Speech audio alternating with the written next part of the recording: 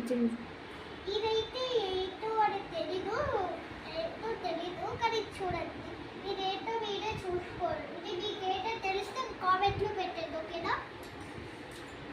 next plate kitchen set